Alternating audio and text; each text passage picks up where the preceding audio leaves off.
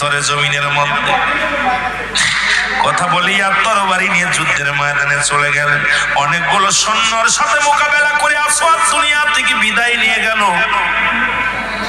সবার লাশগুলো টেনে টেনে আনলেন রাসূলুল্লাহ।